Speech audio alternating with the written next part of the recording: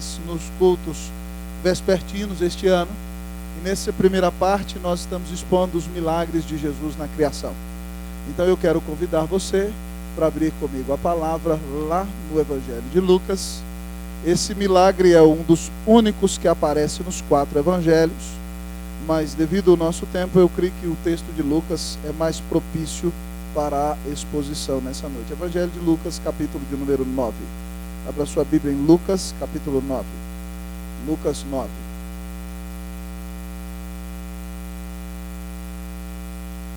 Lucas, capítulo de número 9.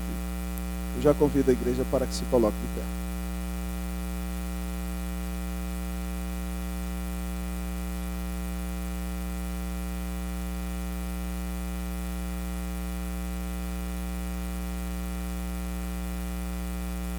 Lucas, capítulo de número 9. Quem encontrou, diga amém.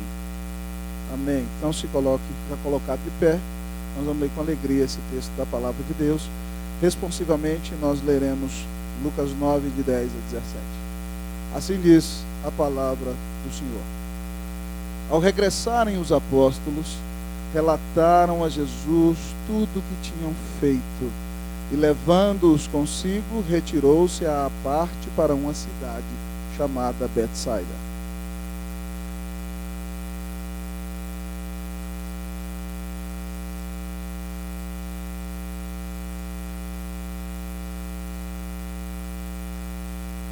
Mas o dia começava a declinar. Então se aproximaram os 12 e lhe disseram: despede a multidão, para que indo às aldeias e campos circunvizinhos se hospedem e achem alimento, pois estamos aqui em lugar deserto.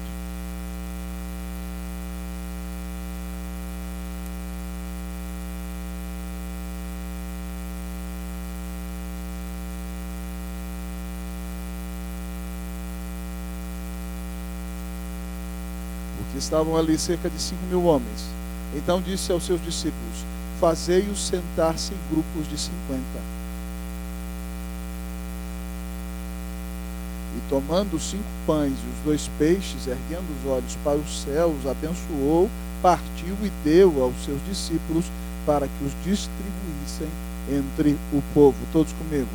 Todos comeram e se fartaram, e dos pedaços que ainda sobejaram foram recolhidos 12 cestos. Falemos com o Senhor uma vez mais. Eterno Senhor, nós te adoramos, nós te bendizemos. Quem é como tu, Jesus, que domina sobre tudo? No domingo passado, vimos o Senhor acalmar o vento e o mar, e os discípulos ficaram perplexos ao ver mesmo que o Senhor é Deus. E muitas vezes em nossa vida temos sido brindados, Senhor, com a perplexidade da visitação graciosa do Senhor. E agora, Senhor, nós queremos exaltar teu nome. Senhor, eu não sou nada diante de ti, eis que eu não passo de um pecador, mas obrigado porque sou remido pela tua graça. Então, Deus, dá-me a unção do Espírito Santo para pregar a palavra com fidelidade nessa noite. Mas dá também dessa mesma unção, ó Deus, para que os ouvidos do teu povo estejam abertos para ouvir única e exclusivamente a tua voz. E que o nome de teu Filho Jesus Cristo, Pai, seja exaltado nesta noite, neste púlpito, sobre tudo e sobre todos. Ó Deus, que cada um que ouvir essa palavra seja muito abençoado, e que as bênçãos do Senhor sejam derramadas e multiplicadas sobre a vida do teu povo e da tua igreja, enquanto ouvimos a tua mensagem. Ó Senhor, tu és o Rei, tu és soberano, que teu Espírito livre como é, fale conosco poderosamente por meio das Escrituras. Nós te pedimos em nome de Jesus, para a glória de Jesus. Amém. Assentai-vos, amados irmãos.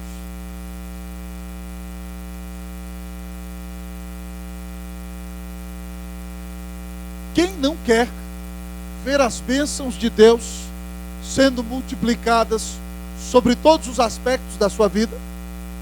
Quem não desejaria ter um casamento onde as bênçãos de Deus se manifestam de maneira multiplicada no relacionamento do esposo com a esposa? Quem não se regozijaria em ver que o esforço que tem tido ao criar seu filho no caminho do Senhor e tentando preparar-lhe para uma boa profissão na vida foi recompensado com inúmeras bênçãos multiplicadoras e resultados inesperados?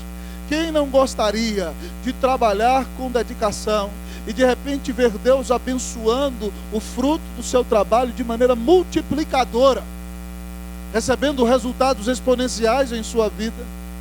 Quem não ficaria imensamente feliz? Qual pastor não se alegraria em ver uma igreja transbordando de gente? O meu coração vai se regozijar no dia em que no culto das 5h30 e das 19h30 não houver mais lugar nessa igreja, para a glória e honra do nome de Jesus.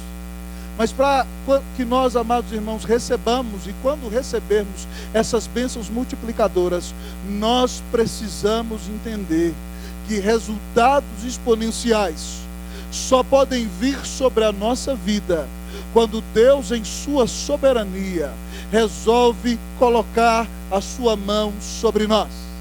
Você precisa entender que você só recebe resultados exponenciais, não é pela sua intelectualidade, não é pela sua eloquência, não é pelo seu jeito de ser, é única e exclusivamente pela graça e pela bondade do Senhor. E aqui nós encontramos o nosso amado Senhor Jesus Cristo multiplicando pães para 5.000. O milagre da multiplicação dos pães, algo que deixou a multidão perplexa, e alguns até quiseram proclamá-lo rei, por alimentar e saciar a fome do povo.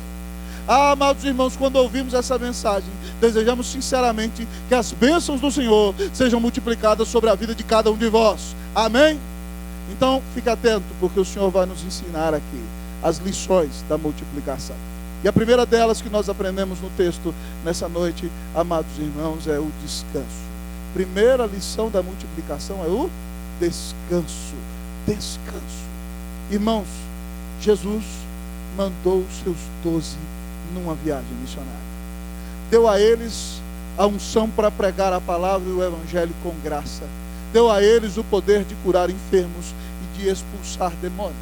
E eles têm uma viagem extremamente bem sucedida. E quando eles voltam a Cafarnaum, o Senhor Jesus recebe a notícia de que Herodes tinha mandado decapitar o seu primo João Batista, o profeta do Messias. Tudo por causa dos caprichos da jovem Salomé, influenciada por sua mãe Herodias, que era confrontada pelos sermões poderosos de João Batista.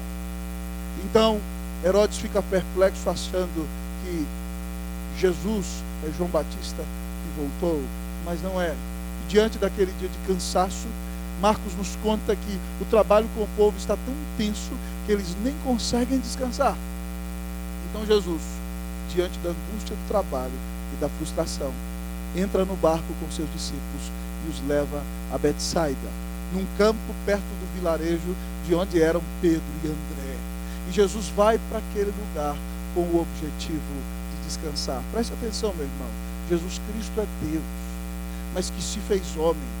E se ele, sendo Deus e homem, entendeu que precisa descansar nos seus afazeres e nas lides diárias, nós também, para termos bênçãos multiplicadoras e resultados exponenciais em nosso relacionamento, em nossa vida, em tudo que fizermos, devemos aprender que precisamos de fato descansar em Deus, ainda que enfrentemos dias de imensa adversidade.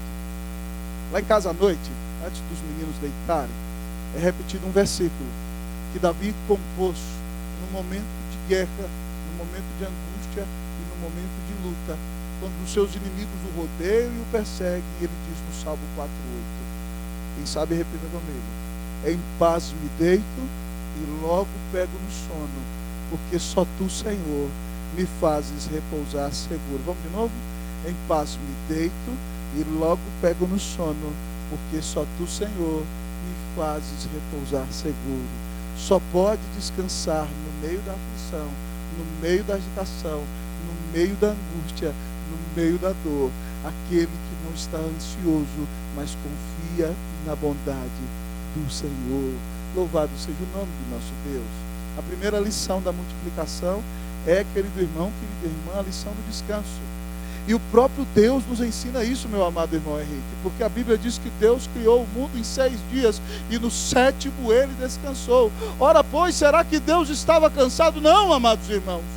mas ele separou aquele dia para deleitar-se em si mesmo e para exaltar o seu nome, por ser o glorioso Criador que merece ser honrado por tudo o que fez para a glória e honra do seu santo nome. Ora, pois, se Deus separa o seu Shabá, todos nós devemos ter um Shabá, amado irmão. E a palavra Shabá no hebraico não significa somente o dia de sábado, o sétimo, mas significa literalmente descanso. E a Bíblia nos diz em Hebreus que o nosso Shabá é o Senhor Jesus. Nele nós temos o nosso descanso. Mas no Novo Testamento nós aprendemos com os apóstolos que inspirados escreveram as Escrituras que o Shabá da igreja de Cristo Jesus não é no fim da semana, mas agora nós começamos com o Shabá. Nós começamos no descanso do Senhor. Que alegria maravilhosa. No antigo pacto eles terminavam no descanso, mas agora nós já começamos descansados e deleitosos no Senhor, porque no primeiro dia da semana, quando o Senhor ressuscitou, Ele ressuscita no primeiro dia, e no primeiro culto Ele entra e aparece aos discípulos e diz: paz a vós outros. E a partir daquele dia, o dia do Senhor é um dia de paz. E no segundo domingo, lá estava Tomé, você ouviu semana passada, e o Senhor Jesus aparece. E quando aparece a João na ilha de Patmos, é no dia do Senhor.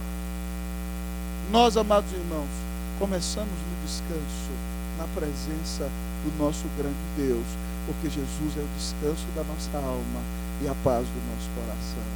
Como está o seu coração nessa noite? Aflito, angustiado, ansioso?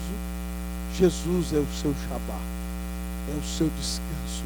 Ele pagou pelos teus pecados na cruz. Se você o tem, você tem tudo. E ainda que enfrente imensas aflições, a paz de Deus, que sobrepassa todo entendimento, vai guardar o teu coração e a tua mente, porque você está em Cristo Jesus. Nunca ninguém te amou como esse maravilhoso Salvador. Que você descanse nele. E quando descansar nele, certamente Deus há de multiplicar graça e bênção no seu testemunho, na sua vida, na presença de Jesus. Primeira lição da multiplicação, qual é? Descanso. Diga para o seu irmão: descanse em Jesus. Diga para ele: descanse em Jesus. Louvado seja o Senhor. Mas ao olhar para o texto da palavra, o Senhor nos ensina mais. E a outra lição que vemos aqui em seguida, da multiplicação, em que Deus multiplique bênção sobre a sua vida, é compaixão. Qual é a outra lição da multiplicação? Compaixão. Repita comigo, vamos lá? Compaixão. Compaixão. Você vai ler para mim aí, em nome de Jesus, o versículo de número 11. Eu leio uma vez, você lê segunda vez. Mas as multidões, ao saberem, seguiram-no. Acolhendo-as, falava-lhes a respeito do reino de Deus e socorria os que tinham necessidade de cura. Leiam para mim o 11. Vamos lá?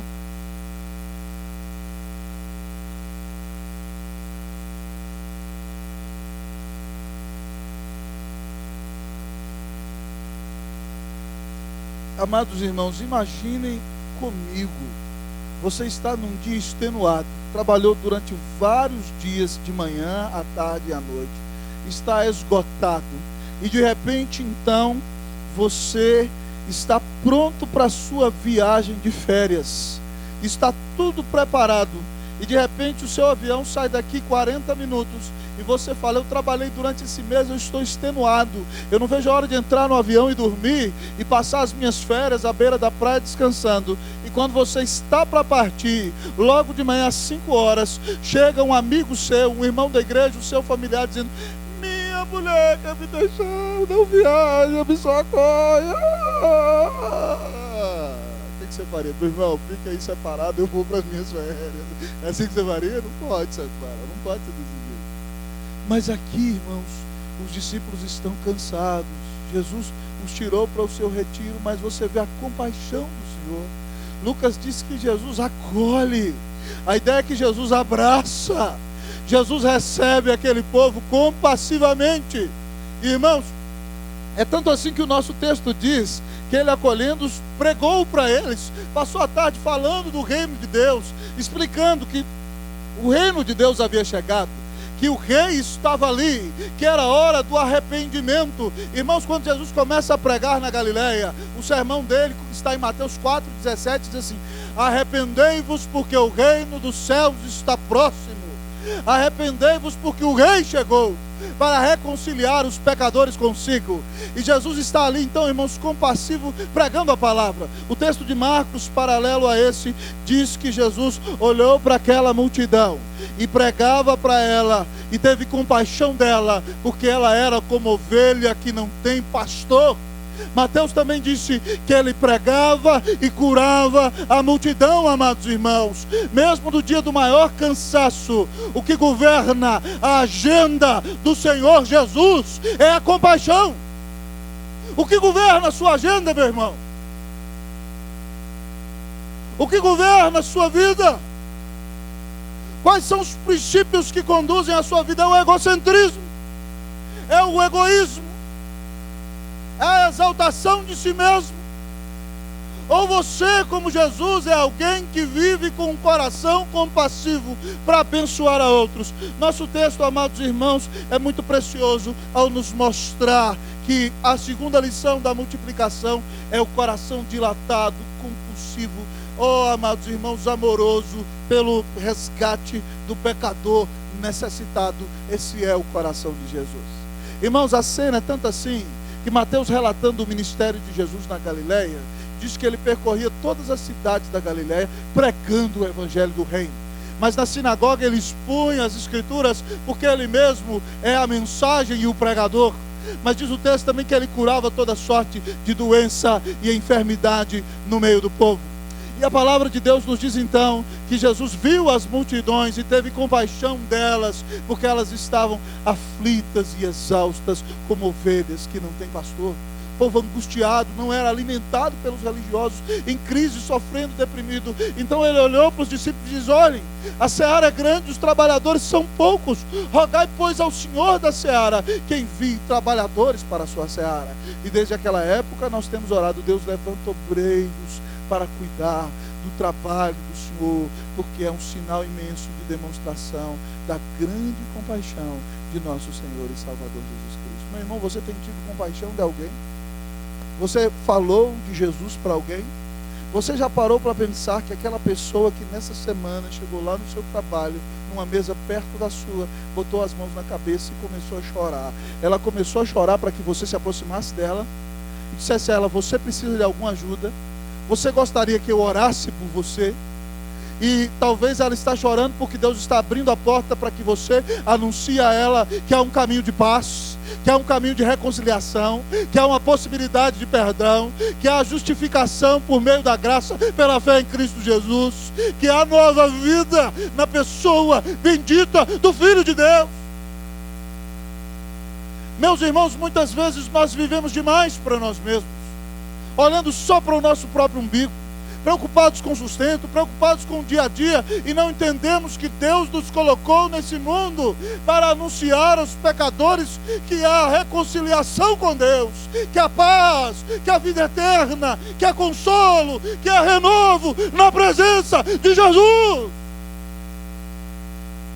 Oh, meu irmão, se você quer ser multiplicadoramente abençoado, coloque a sua vida nas mãos de Deus.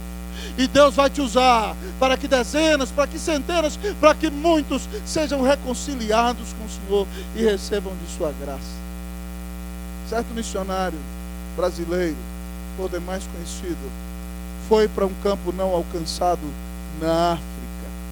Chegando ali, ele fez contato com pessoas que nunca tinham visto pessoas de pele clara e não tinham contato com a civilização ocidental. E demônios possuíam aquelas pessoas que nunca tinham visto alguém falando inglês, o demônio falando com esse missionário inglês. Mas quando ele pregou o evangelho e Deus começou a converter aquela tribo, Deus converteu, amados irmãos, o principal feiticeiro da tribo, o pajé de todos eles. E aquele homem pula 3 dias na floresta quando entende que é perdoado por Deus e que os demônios que oprimiam a sua tribo não tinham poder maior do que Jesus. E ele salta de alegria e foi o primeiro grande líder daquela igreja. Mas depois de receber a Cristo, aquele homem tinha sacrificado o seu netinho para o diabo. E ele olha para o missionário e pergunta o seguinte: por que você não veio ontem?